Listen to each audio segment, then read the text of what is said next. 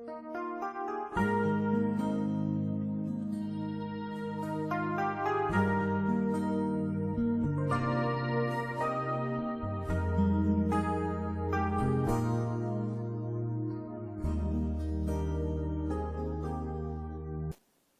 dia, meus amados irmãos e irmãs.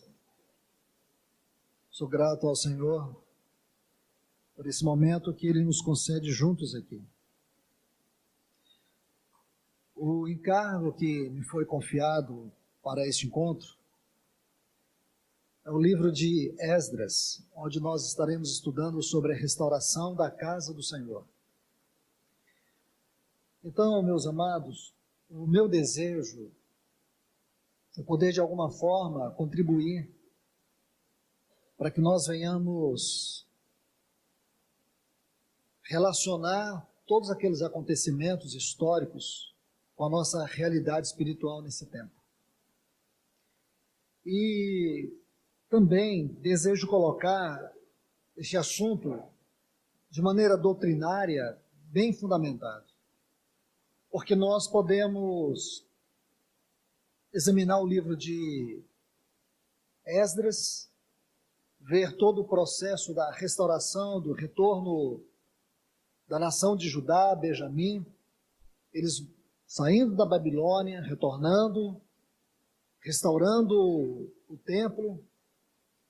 E sabemos que por detrás disso é uma história muito bonita, de devoção, de encorajamento, dedicação, mas eu sinto no meu espírito que o desejo do Senhor é que nós venhamos estudar isso de maneira mais microscópica, isto é, ver não apenas o livro de Esdras, mas a realidade que constitui todos os fatos contidos aqui na história do livro de Esdras.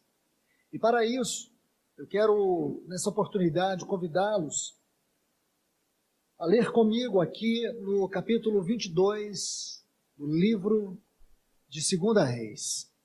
Vamos ver este capítulo 22, depois nós iremos ver 2 Crônicas, capítulo 36. E por quê? Meus irmãos, estes episódios que constituem tanto o capítulo 22 e 23 aqui de 2 Reis, como também o capítulo 36 do livro de Crônicas, de 2 Crônicas, mostram para nós toda a realidade contextual, podemos colocar assim, todo o pano de fundo que vai nos introduzir para a compreensão mais ampla da história do livro de Esdras. E se o Senhor permitir, nas próximas reuniões, o meu encargo é relacionar o livro de Esdras com o livro de Atos. Porque Esdras vai nos mostrar a restauração da casa de Deus. E o livro de Atos vai nos introduzir à realidade da casa de Deus. Então, quando nós conseguimos juntar esses livros, nós temos uma visão mais nítida, exata, daquilo que é o assunto casa de Deus na própria mente de Deus. Então vamos aqui colocar alguns pontos. Não vou ler todo o capítulo. Eu quero ler a partir do versículo 3. 2 Reis, capítulo 22, a partir do versículo 3. No 18º ano do rei Josias, enviou Safã, filho de Azalias, filho de Mesulão, escriba, à casa do Senhor, dizendo: vai ao sumo sacerdote Uquias e dize que recolha dinheiro que é trazido à casa do Senhor, que recolheram do povo os guardas da porta, e que ponha nas mãos dos que fazem a obra, que tem o seu encargo, o conserto da casa do Senhor, e que entregue aos que fazem a obra da casa do Senhor, para reparar as fendas da casa. Versículo 8. Então disse o sumo sacerdote Uquias ao escriba Safã: Achei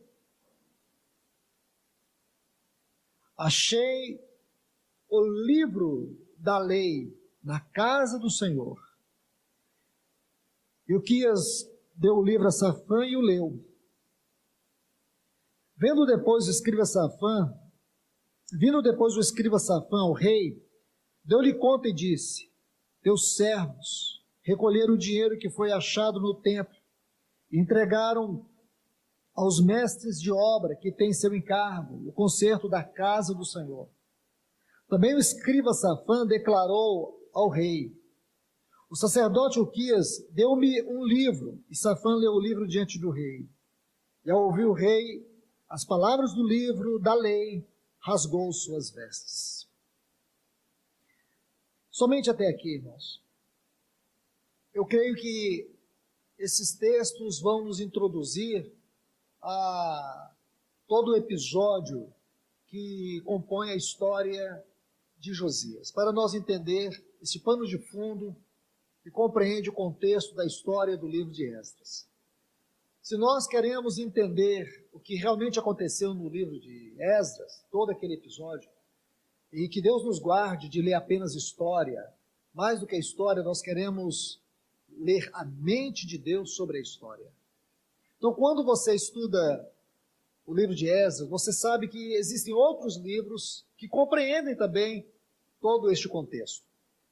Então, nós podemos citar aqui o livro do profeta Jeremias, o livro do profeta Ezequiel.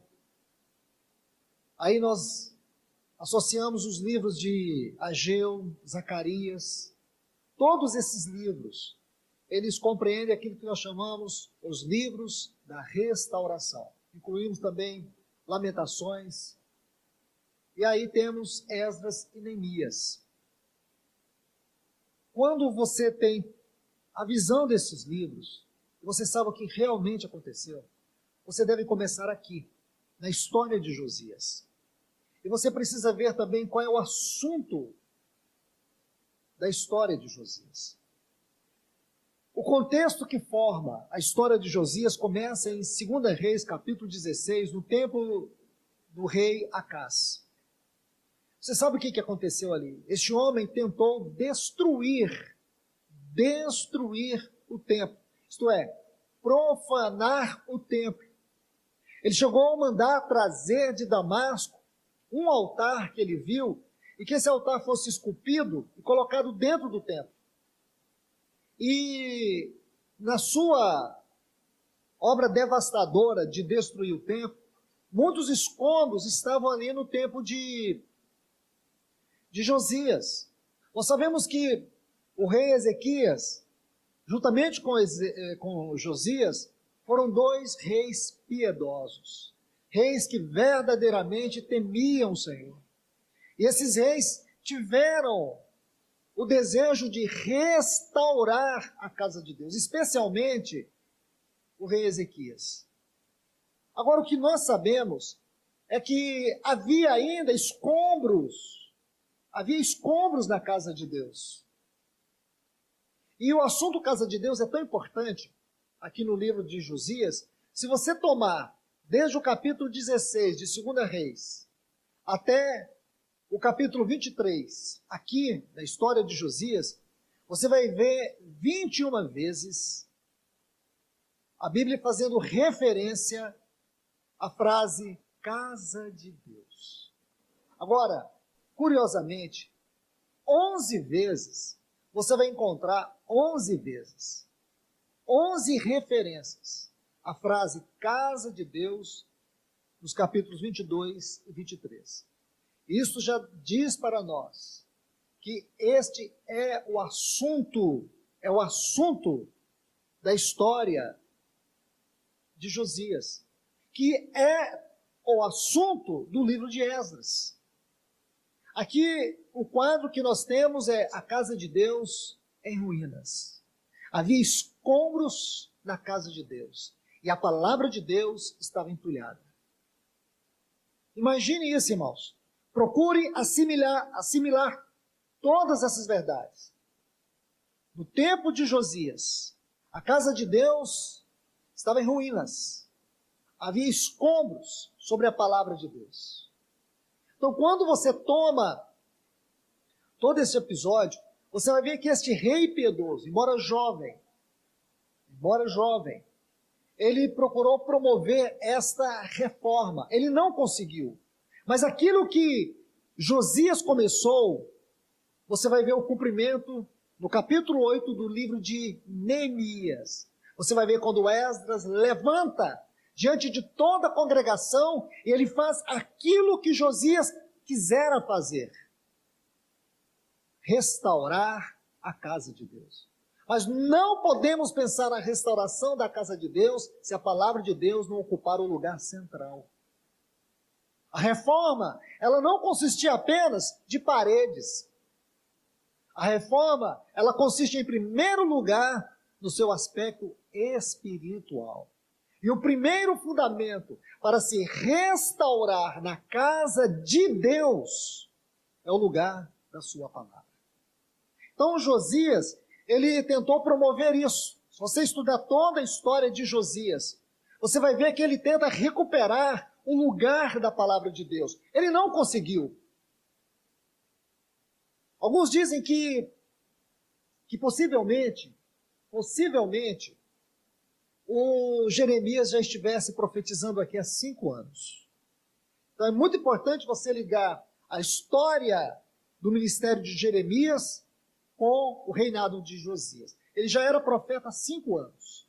E quando você estuda o livro de Jeremias, você vai perceber que Jeremias, quando ele viu toda aquela movimentação do povo, quando houve a conclamação, aquela proclamação no lugar da palavra, e a conclamação para que o povo se voltasse à palavra, você vai ver isso no livro do profeta Jeremias. Ele não olhou aquilo com bons olhos. Ele sabia que o que estava acontecendo ali era uma restauração superficial. Aquelas pessoas estavam tirando os ídolos das suas casas, mas não estavam tirando dos seus corações. É isso que Jeremias reprova. Porque não havia nenhuma reforma plena. Aquele povo não estava honrando Deus e a sua palavra. Por causa desta superficialidade, destas pessoas que apenas voltaram de maneira religiosa, nós temos a história de Jeremias, 40 anos. Aí você vai ver Jeremias durante 40 anos tentar constranger o povo a voltar para Deus. Então, em alguns momentos, quando Jeremias percebe que o povo não vai voltar, aí Deus levanta ele para proclamar o juízo sobre Judá.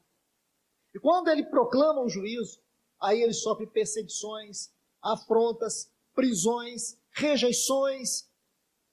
Ele passa a se tornar um homem extremamente desacreditado, abandonado.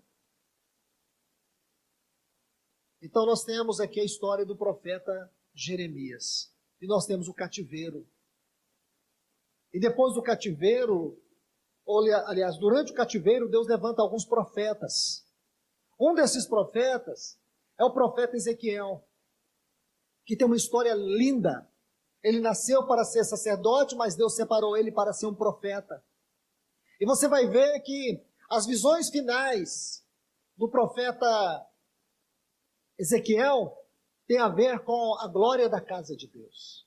E quando você estuda aquelas profecias, você sabe que a realidade espiritual daquilo que Deus mostrou para Ezequiel não era simplesmente a restauração daquela casa em Jerusalém, mas da sua própria igreja. Aquela visão extraordinária que nós encontramos no capítulo 5 de Efésios e nos capítulos 21 e 22 de Apocalipse. A completação máxima da obra de Deus. Que você encontra luz tanto nas profecias de Ageu como também de Zacarias. Embora nós podemos dizer assim, em certo sentido, na didática profética de Deus, Ele tinha em vista aquilo que estaria acontecendo em Judá, mas o seu propósito superior e mais elevado não era aquele. Aquilo era apenas uma sombra para aquilo que Deus um dia faria por meio de Cristo. Porque o assunto casa de Deus, irmãos, não se restringe ao templo de Jerusalém. O grande perigo nosso, irmãos, é tentar interpretar a história pela história, na história e para a história. O propósito da história é nos levar às realidades celestiais mais elevadas. Então, quando nós podemos olhar para a história bíblica, nós não nos limitamos a ela, mas nós podemos olhar cada história um caminho da revelação suprema da mente de Deus. Porque o assunto casa de Deus, irmãos, é um assunto que ele vai de Gênesis a Apocalipse. Podemos dizer assim, é um dos temas mais elevados daquilo que concerne o supremo e eterno propósito de Deus. Agora, o que é lindo em tudo isso é que nós podemos olhar a história e ver o que aconteceu com o povo de Deus, entender o que está acontecendo conosco e a maneira como o Espírito Santo anela restaurar a realidade da casa de Deus entre nós. Por isso, temos que pegar cada detalhe e não ficarmos apenas neles, mas avançar a partir daí. Porque o que nós aprendemos aqui, a primeira lição, hoje nós vamos ver apenas essa porção de 2 Reis, capítulo 22, e depois 2 Crônicas, capítulo 36. Então nós vemos aqui, irmãos, que o primeiro ponto, e é vital isso, para que haja restauração da casa de Deus, é que haja restauração, em primeiro lugar, da palavra de Deus. Porque assim como no tempo de Josias, a palavra de Deus estava debaixo de escombros. É uma figura triste, irmãos. É uma figura que deve nos constranger. Quais são as implicações dessa verdade? A palavra de Deus debaixo de escombros, entulhos. Não adianta nós recuperarmos formas de culto. Não adianta nós recuperarmos uma maneira agradável de louvor. Não adianta nós instituirmos ministérios. A igreja não tem autoridade para isso. Não adianta nós fazermos tudo segundo a nossa força, a nossa maneira, e esquecemos aquilo que é fundamental. Lembre-se que eu disse que nós iremos estudar esse tema tendo o livro de Atos como nosso foco.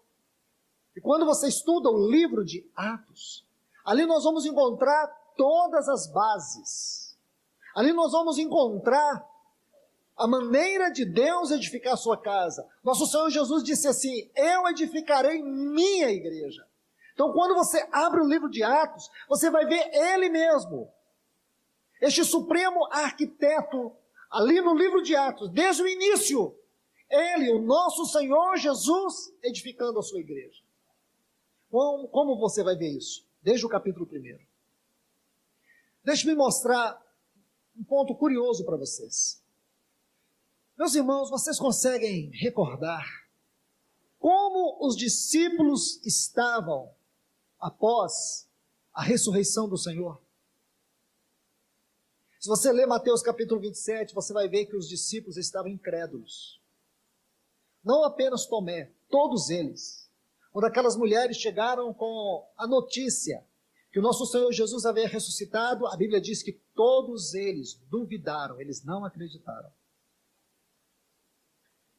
Em João capítulo 20, a partir do versículo 19, diz que eles estavam com medo dos judeus e se trancaram dentro de um cenáculo. Então nós podemos usar aqui duas palavras para explicar a realidade dos discípulos após a ressurreição: incredulidade e covardia.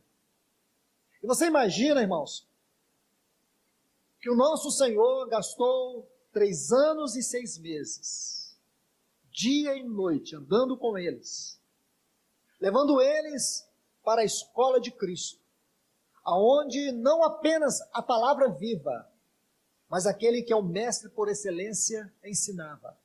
E sabe qual foi o resultado que o nosso Senhor teve? homens incrédulos e covardes. Eu creio que não há nada mais frustrante do que isso. Só que o nosso mestre, ele não desiste dos seus alunos. Ele ressuscitou. Nós sabemos que o ministério do nosso Senhor, ele pode ser dividido em 4 partes. Toda a vida do Senhor, não apenas ministério, toda a vida dele. O livro de Lucas nos ajuda nessa didática.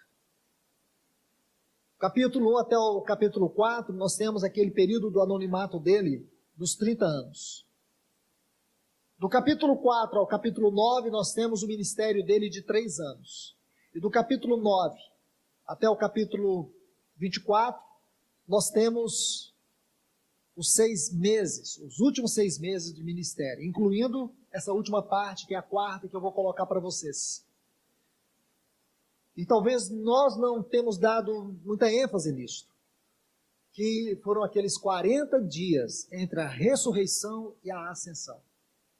Às vezes, inconscientemente, nós admitimos que o Senhor Jesus Cristo ele ressuscitou no domingo e deve ter ascendido aos céus na segunda. Isso não é verdade. Entre a ressurreição e a ascensão, nosso Senhor ficou 40 dias na terra. Então, nós podemos dizer assim, esta é a esfera da maior intimidade do exercício ministerial do nosso Senhor. Essa é a parte mais íntima. Nesta fase do seu ministério de 40 dias, ele chamou só os discípulos. Aqui não teve milagres, como nas outras fases.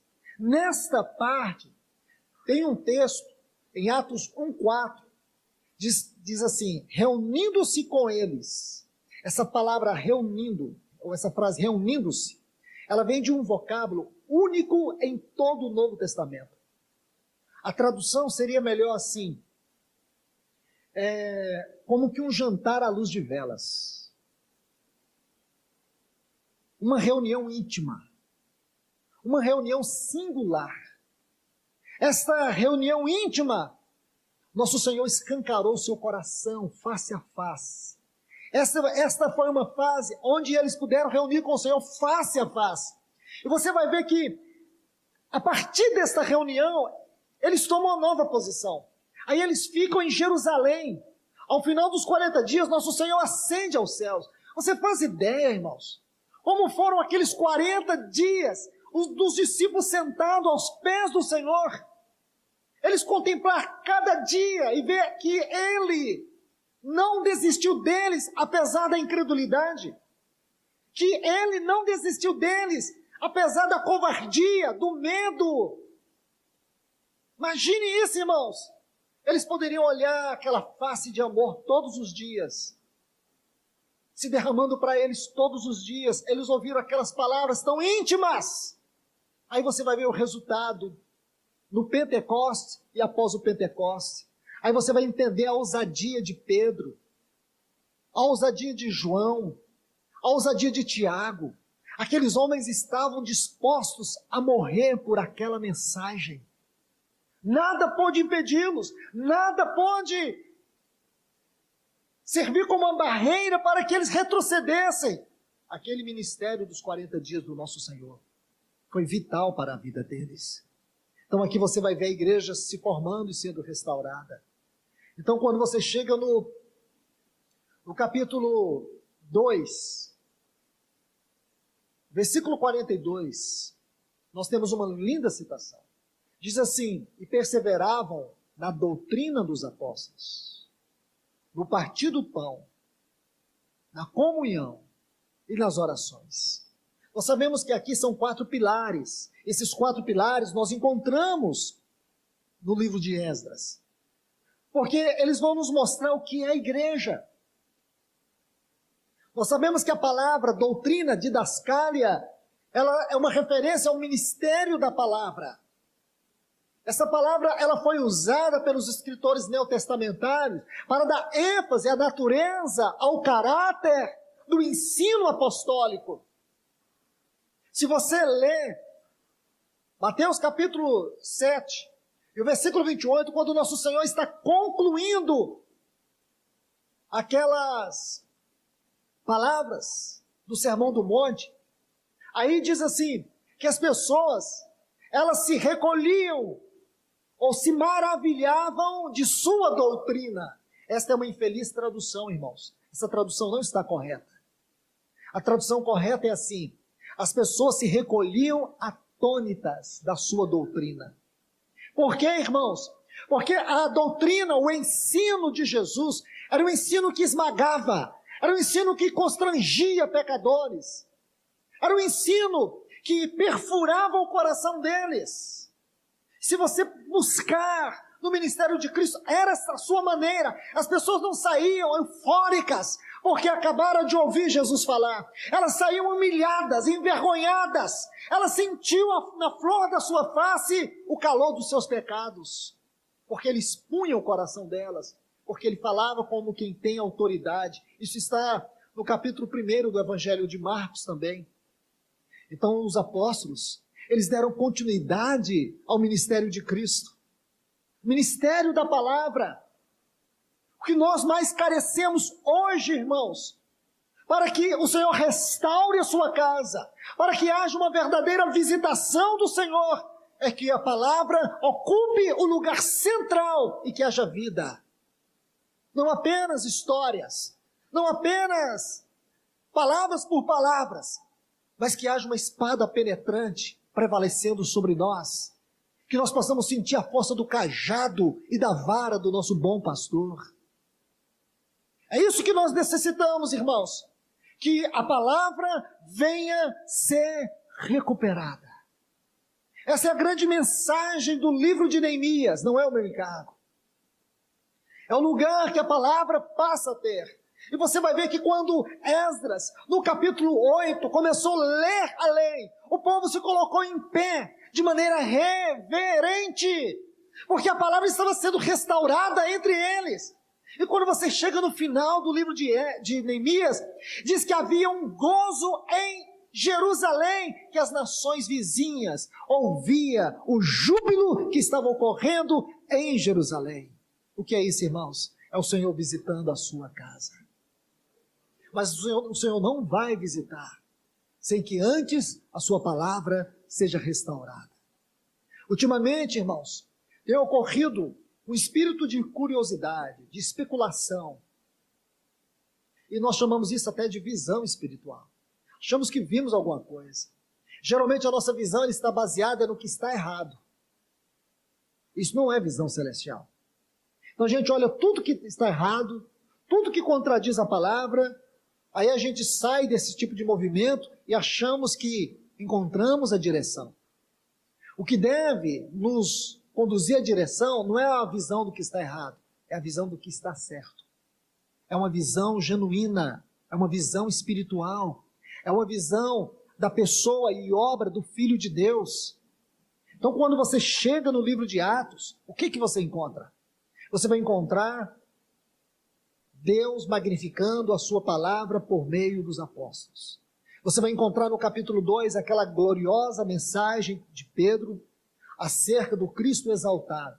Ele coloca 7 temas sobre esta palavra. O Cristo exaltado, o varão aprovado por Deus. Ele vai falar sobre 7 temas deste assunto. Quem é este homem aqui, irmãos? Quem é este homem? Era um daqueles que, em primeiro lugar, ele rejeitou, ele negou o Senhor. Ele estava entre os incrédulos também. Ele estava entre aqueles que disse, vou pescar. O Senhor Jesus disse que ele não seria mais um pescador de peixes, e sim de alma. Mas um dia, de maneira enfática, ele disse, vou pescar. Porque ele não se sentia digno mais do ministério de Cristo. Agora você encontra esse homem. Esse homem aqui em Atos 2, pregando com tanta ousadia, que no versículo 37 de Atos 2, diz assim, compungiu-se-lhes o coração. Isto é, quando Pedro terminou de pregar aquela gloriosa mensagem, as pessoas sentiram como que perfuradas, como aquela espada, como aquela palavra sendo uma espada penetrante. O que é isso, irmãos? É isso que o Senhor deseja resgatar no nosso tempo. Ministério da palavra. Se a sua palavra não for restaurada, irmãos, Nós podemos restaurar boas formas, não é nem restaurar, criar. Criar boas formas de reunião. Boas formas para a mesa do Senhor. Reuniões agradáveis. Nós vamos produzir bons religiosos, mas nós nunca cooperaremos com a obra de Deus na edificação da sua casa.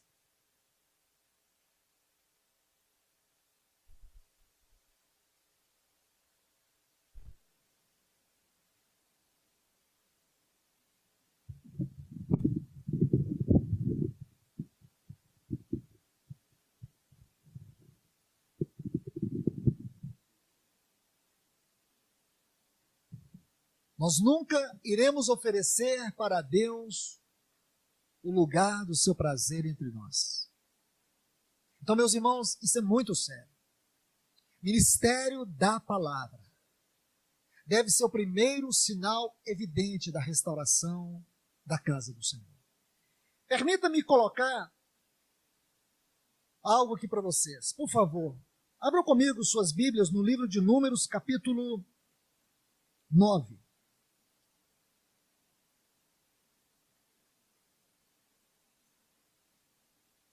Eu vou ler alguns textos e depois farei uma exposição para ganharmos mais tempo.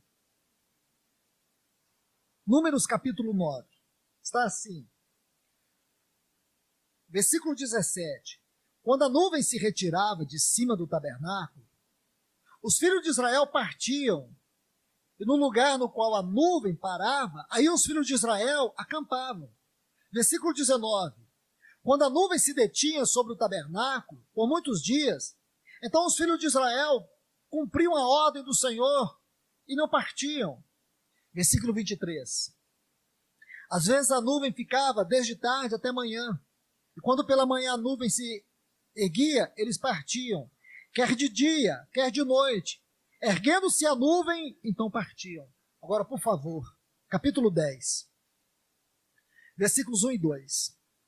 E o Senhor falou a Moisés: faze 2 trombetas de prata, de obra batida as farás, as quais te servirão para convocares a congregação e para fazerem com que se ponham em marcha pelos arraiais. Então, nós temos aqui 2 textos. Deixe-me explicar algo.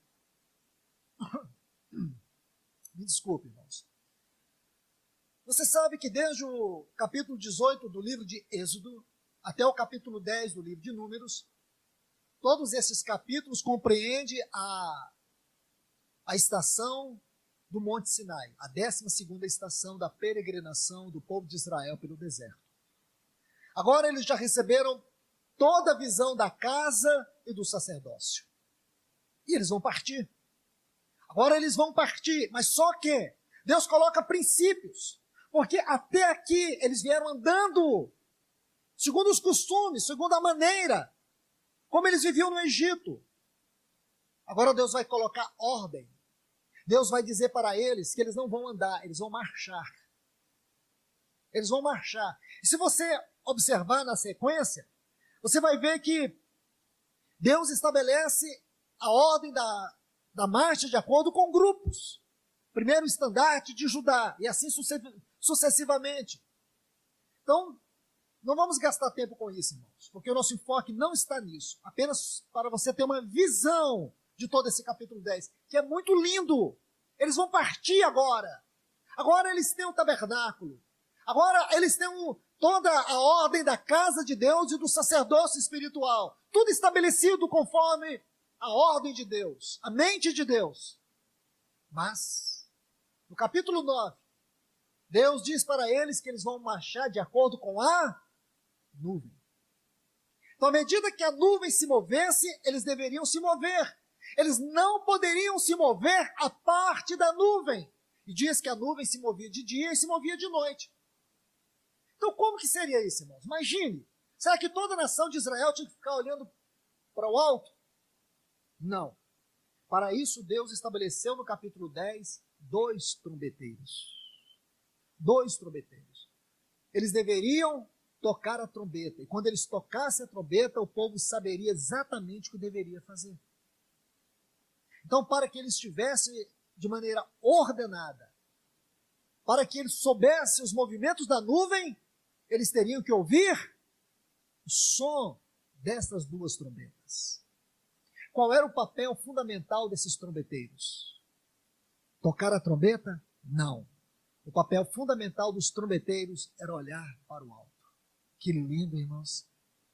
Que quadro lindo o Senhor nos dá. Isso nos leva para o livro de Atos. Atos 13. Havia na igreja de Antioquia profetas e mestres. Profetas e mestres. O ofício, a função de profeta, a função de mestre, é o encargo da palavra. Então o que havia na igreja de Antioquia? Havia de maneira plena o ministério da palavra. E esse ministério era exercido através dos profetas e dos mestres. Irmãos, se nós temos consciência disso, nós devemos ir aos pés do Senhor, toda a igreja, e clamar: Senhor, nos dê profetas e mestres. É isso que a igreja precisa, irmãos. Senão continuaremos entulhados, senão vamos continuar debaixo de escombros. Vamos ter boas reuniões, vamos ter bons cânticos. Essas coisas se fabricam, irmãos. Essas coisas é possível ter. Ter um bom local de reunião. Nós podemos ter bons programas para entreter, mas não podemos chamar isso de uma realidade genuína da vida da igreja. Nós estamos necessitando urgente de uma restauração profunda.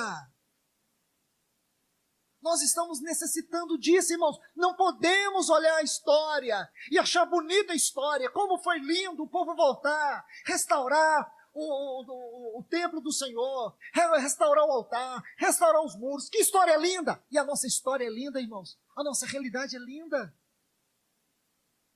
Nós não sabemos a que horas estamos da noite. Os irmãos ficam olhando canais no YouTube para poder ser edificados. Não é que isso está errado, irmãos.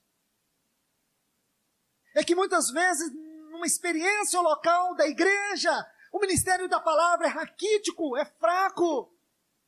Mas não tem problema, irmãos. Nós fazemos um louvor bom, o culto é bom. O culto é bom por quê? Quem deve dizer que o culto é bom não sou eu nem você, porque o culto não é para nós. Quem deve se sentir bem no culto, irmãos? Em primeiro lugar, o Senhor. É a alegria do Senhor que é a nossa força. O nosso poder espiritual está na satisfação do Senhor entre nós. Porque do contrário, irmão, sabe o que nós vamos fazer? Cultos para nós.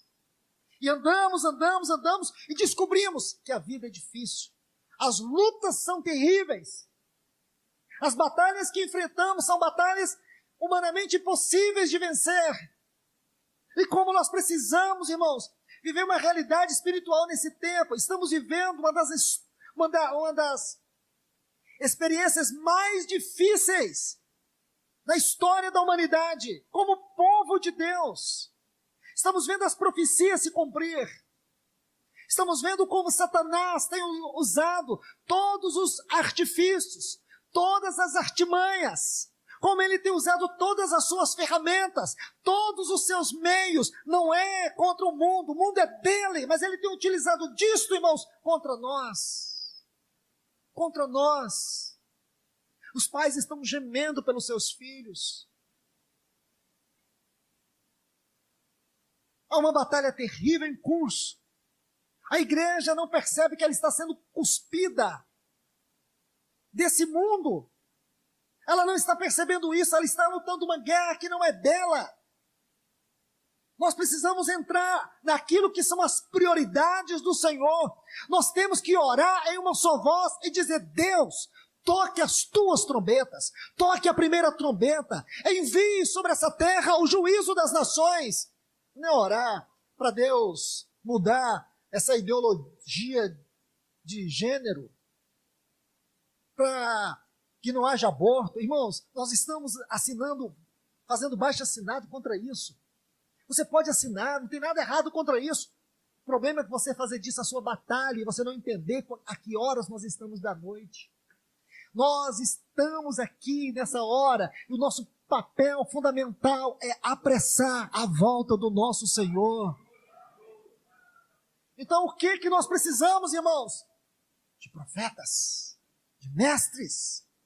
Salmo 74, parafraseando, o salmista diz assim: nós não temos profetas. Nós não temos nenhuma placa de sinalização que nos mostre o caminho. Nós não temos nem condições de saber até quando. Parafraseando o Salmo 74. Necessidade do ministério da palavra, irmãos. O ministério do alto, como você vê na igreja de Atos. No capítulo 6 tem uma exposição tão linda, irmãos. Tão linda.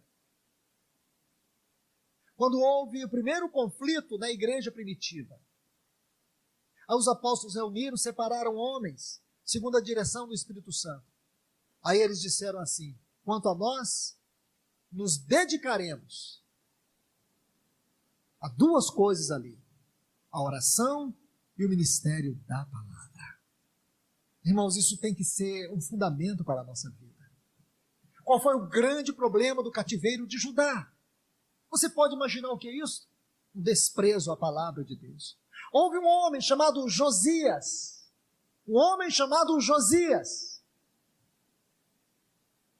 Este homem, ele buscou, com todas as suas forças, restaurar o lugar da palavra no meio do povo de Deus. Ele não conseguiu. E por ele não ter conseguido, nós sabemos toda a história que aconteceu em Judá. Nós vamos voltar várias vezes no livro de Atos, mas eu preciso ainda mostrar um outro ponto para vocês, antes de encerrar esta palavra neste período. Aqui no capítulo 36 de 2 Crônicas, por favor.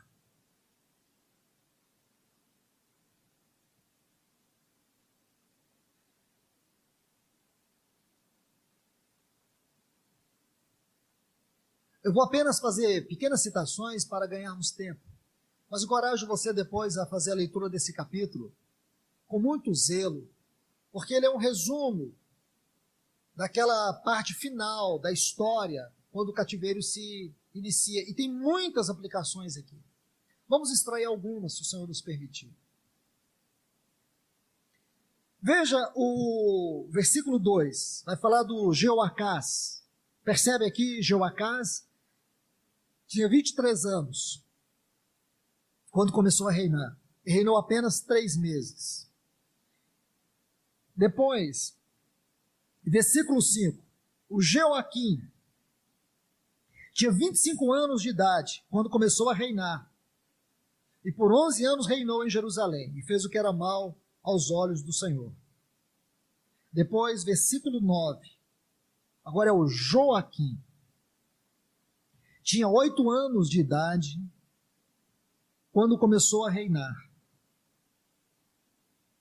E por 3 meses e 10 dias reinou em Jerusalém, e fez o que era mal aos olhos do Senhor.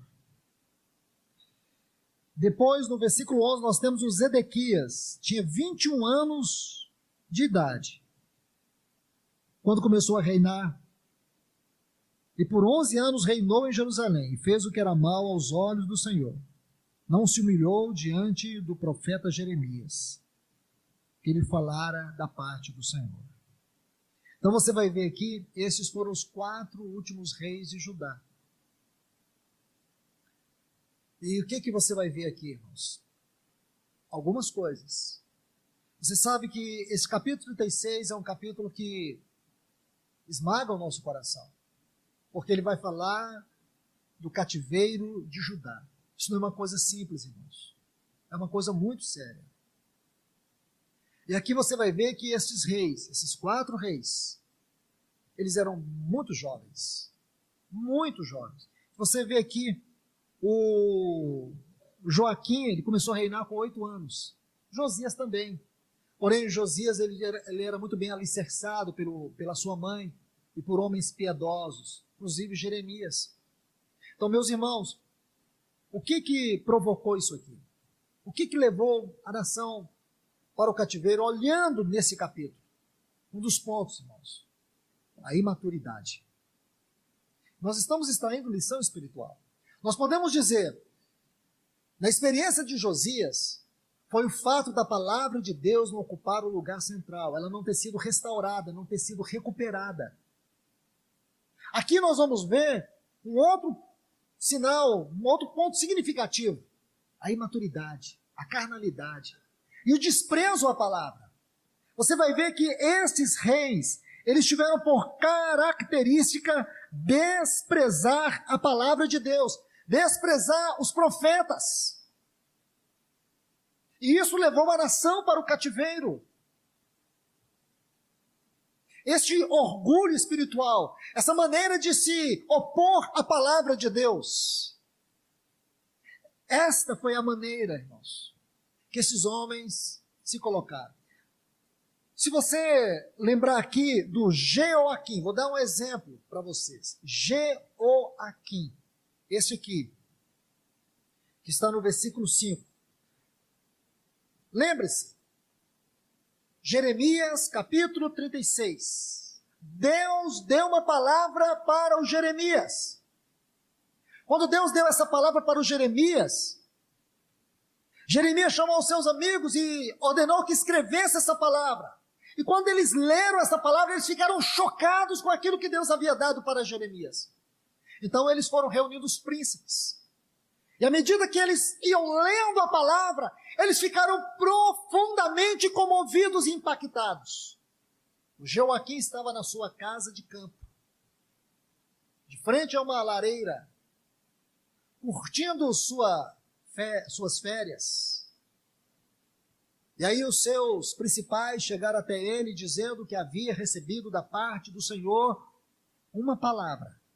E eles estavam ali com o rolo daquela palavra. Quando Jeoaquim pegou a palavra, sabe o que ele fez, irmãos? Ele pegou aquela palavra e jogou naquele braseiro. E ela foi toda queimada. Desprezo à palavra. Se você estudar Mateus capítulo 1, na genealogia de Cristo, você vai ver que o nome de Jeoaquim não consta lá. Não consta. Ele não faz parte da genealogia do Senhor Jesus, porque ele desprezou a palavra. Então nós temos aqui, nessas histórias, tanto a história de Josias, como na história desses 4 reis, toda a causa do cativeiro. Aí você sabe o que realmente aconteceu. O povo foi levado para a Babilônia. Ficaram em Jerusalém quem? Ficaram ali os velhos, os doentes.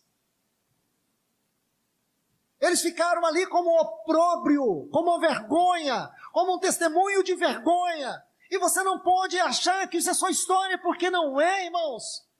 Porque o desejo de Deus é que houvesse na terra o seu testemunho. E quando ele ordenou para Moisés que construísse aquele tabernáculo, preste atenção nisso, irmãos. Deus ordenou que construísse aquele tabernáculo. Depois veio Salomão e construiu aquele grande templo. Eu quero te dizer que tudo isso era simplesmente uma didática divina de comunicar algo muito maior. O assunto casa de Deus não se limita ao tabernáculo e não se limita ao templo em Jerusalém, a este templo que foi destruído pela Babilônia. Não, irmãos. O assunto casa de Deus, ele é amplamente revelado no Novo Testamento.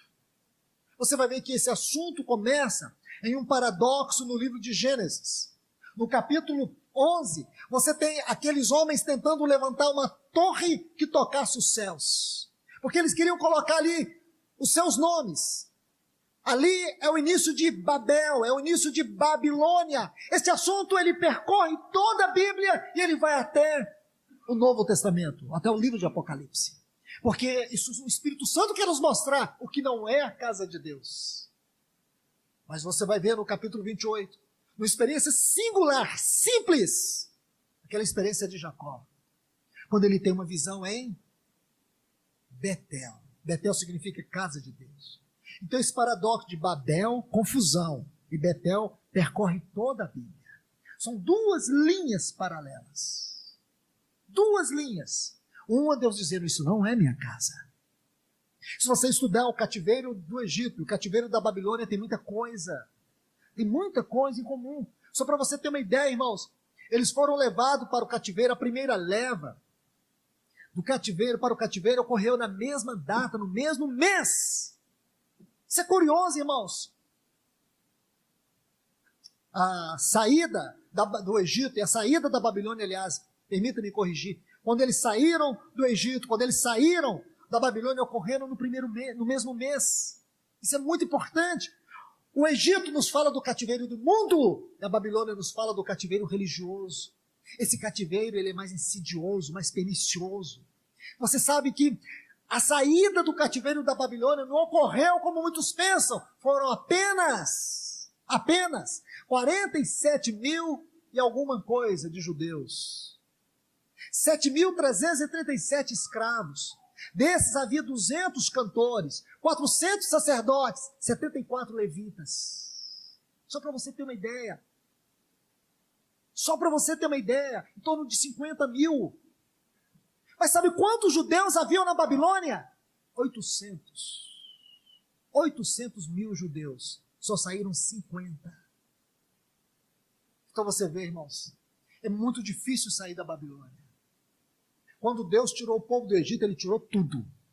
Até os animais. Mas na Babilônia não. Na Babilônia, a grande maioria do povo de Deus ficou ali. Sabe por quê? Porque tinha sinagogas. Então você vai ver que o Espírito Santo ele traça duas linhas, que começam em Gênesis e terminam em Apocalipse. Deixe-me colocar isso para vocês de maneira conclusiva. Os irmãos não me falaram o horário, mas eu gostaria que vocês me dissessem quanto tempo ainda tem.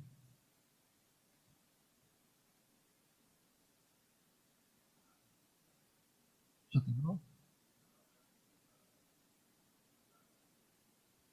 15 para as 11?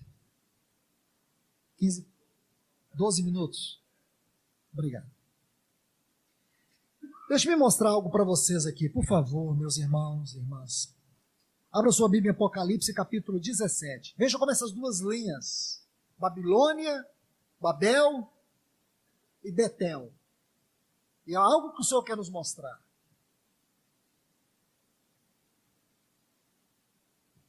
Preste atenção na leitura desses textos.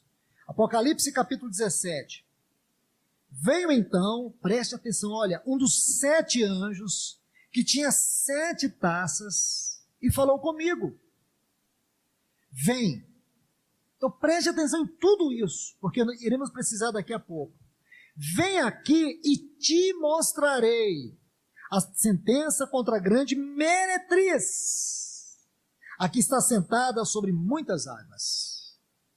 E o versículo 15 vai mostrar para você que as muitas águas são os povos da terra. Agora, por favor, capítulo 21. Veja o versículo 9. Você vai ver as mesmas frases. Está assim, veio então a mim um dos 7 anjos, é o mesmo anjo, que tinha 7 taças, cheia dos últimos 7 pragas. Falou comigo dizendo, vem aqui e eu te mostrarei a noiva, a esposa do Cordeiro. Veja isso, irmãos. Então, por um lado, o mesmo anjo mostrou, isso não é a noiva, isso é uma meretriz. E quando você estuda o capítulo 17, você vai ver que é Babilônia. Capítulo 17 e 18. Babilônia. Capítulo 21 e 22, a noiva. É uma cidade nupcial, a Nova Jerusalém. Então o Senhor vai mostrar para nós o que não é. E o que é a sua igreja, o que é a sua casa. Então, irmãos, esse assunto casa de Deus, ele percorre como um fio de Gênesis a Apocalipse. Posso dizer, a doutrina mais elevada acerca da obra de Cristo é a casa de Deus. Porque você vai ver Paulo dizer assim, que foi por ela, que ele se entregou por ela. E você vai ver que no capítulo 21 e 22 de Apocalipse, termina com ela, uma cidade nupcial. Isso não é grandioso, irmãos? Sim. Então, quando nós estivermos estudando o livro de Esdras sobre a restauração da casa de Deus, nós temos que ter isso em foco. É esta casa. Quando o nosso Senhor Jesus veio, no capítulo 1 do livro de João, nós vemos ali algo glorioso. Então você vai começar a entender essa visão de templo, essa visão de tabernáculo. Essa palavra templo, essa palavra tabernáculo, irmãos, ela tem a sua essência etimológica no ser de Deus. Eu vou dizer isso novamente. A palavra templo, a palavra tabernáculo, ela tem a sua essência etimológica no ser de Deus. Posso dizer assim, Deus é um grande templo, é um grande santuário. Essa tem sido uma das verdades que o Espírito Santo deseja restaurar entre nós. Por quê, irmãos? Porque esta verdade, esta concepção nos tira da periferia das coisas. Nós passamos, abandonamos, deixamos de ter uma visão horizontal das coisas e passamos a ter uma visão vertical. Este é o assunto de Efésios, este é o assunto de Colossenses, este é o assunto de Hebreus. A visão do santuário de Deus. E como os salmos, irmãos, escute, e como os salmos estão intimamente ligados a isso. Você vai entender os salmos a partir desta visão. Por quê, irmãos? A palavra que muitas vezes é usada como tabernáculo, como santuário, no livro de Salmos do hebraico, é uma palavra que é usada na linguagem do Velho Testamento a partir do livro de Samuel. Então, quando você entende, quando Deus deu aquela visão do tabernáculo para Moisés, Deus estava dando uma visão dele mesmo, porque ele é um grande templo. Esse templo tripartido, 3 pessoas, Pai, Filho e Espírito Santo. Quando Jesus disse, eu sou o caminho, a verdade e a vida, os judeus sabiam o que ele estava dizendo.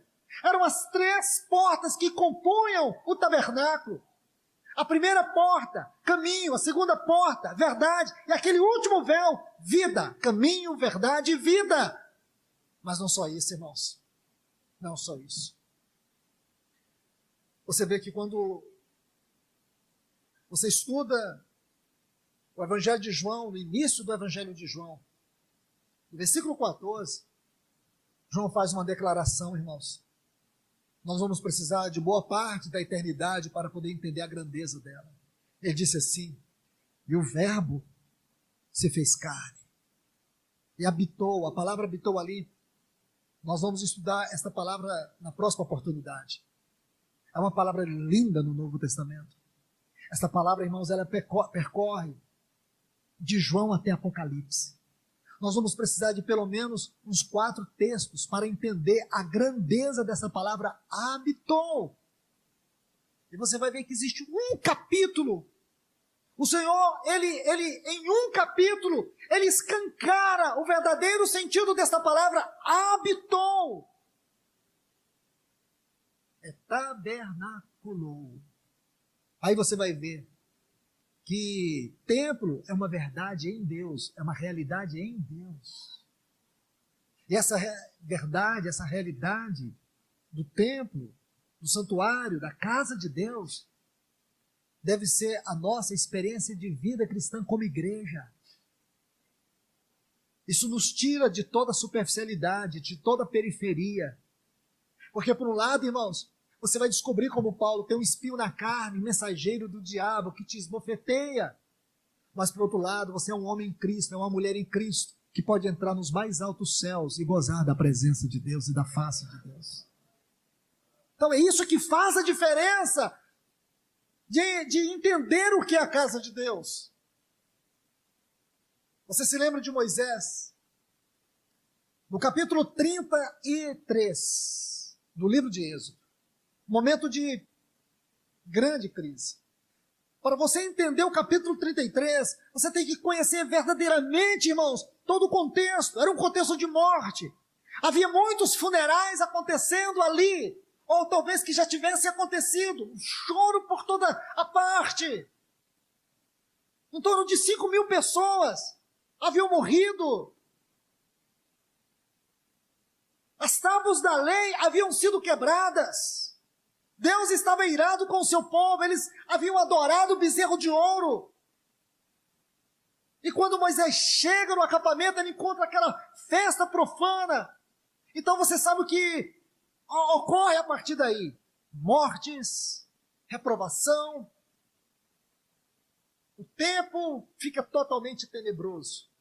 Aí entra o capítulo 33. Nesse capítulo 33, nos versículos 13, 15 e 18, vai mostrar algo muito especial. Diz que Moisés tinha um tabernáculo. Não era um tabernáculo que Deus mandou ele construir, era um tabernáculo dele. Aí diz que ele entra nesse tabernáculo. Quando ele entra nesse tabernáculo, ele faz uma oração. E nessa oração ele coloca 3 temas. O primeiro tema da sua oração é: mostra-me teu caminho. Ele não estava dizendo do caminho para Canaã. Ele estava falando de um caminho ascensional. Por isso que a Bíblia diz no Salmo, e também repete isso em Hebreus, que Deus mostrou os seus caminhos para Moisés. Ele conheceu os caminhos de Deus.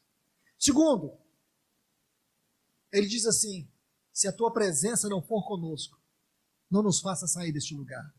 Era o mesmo que dizer: morreremos aqui, mas não partiremos sem a tua presença.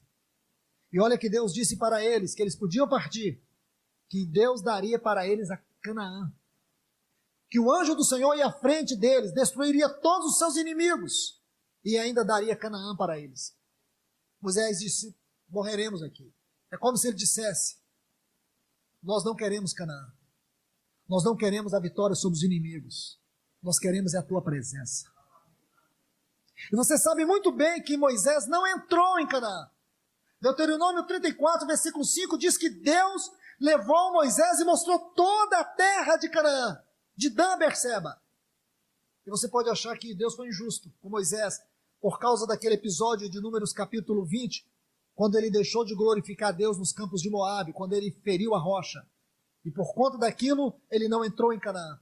Mas se você ler Deuteronômio 34, 10, diz assim: nunca houve na terra homem como Moisés, que falava face a face com Deus. Moisés não entrou em Canaã, mas Moisés ganhou a face de Deus. A face de Deus é maior do que Canaã. E por último, ele ora e diz assim: mostra-me tua glória. E você vai ver que Deus associa a glória com a face. Deus diz: Moisés, homem nenhum pode ver minha face e continuar vivo. Mas eu vou dar um caminho para você. Tem uma rocha ferida, você vai olhar entre a rocha. Você vai me ver pela sombra, pelas costas. Minha face não. Mas nós sabemos que essa resposta de Deus não termina aí. Porque lá em Mateus capítulo 17, no Monte Hermon, o nosso Senhor Jesus, o homem aprovado por Deus, ele agora está ali. Aquela glória que ele alcançou pela aprovação da sua vida humana transcende todo o seu ser.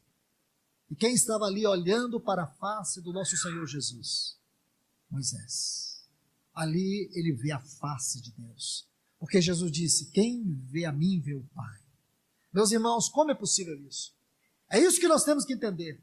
Essas 3 frases da oração de Moisés compreendem o assunto casa de Deus. Porque nós vamos entender esse tabernáculo.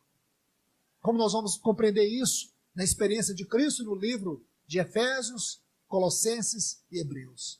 E ver o que o Senhor deseja restaurar. Essa história do livro de Esdras nos leva a essa gloriosa experiência. Meus amados, que Deus os abençoe. Que Ele continue falando a todos nós. Senhor, nós te louvamos, nós te agradecemos. Senhor, nós bendizemos o teu nome, porque sabemos que tu és Deus, o Deus que não desiste do teu povo, o Deus que nos visita, Deus que vem até nós. E nós clamamos nesta hora: vem a nós, Senhor. Vem aqui nesta manhã de maneira especial na tua palavra e fale a cada um de nós. Restaure entre nós o lugar da tua palavra. Restaure entre nós a centralidade da tua palavra. Levanta profetas e mestres, homens que têm o encargo da tua voz, que sejam como trombetas do Senhor entre o teu povo. Nós clamamos a ti, Senhor, em nome de Jesus. Nós te louvamos agradecidos a Ti. Amém, Senhor.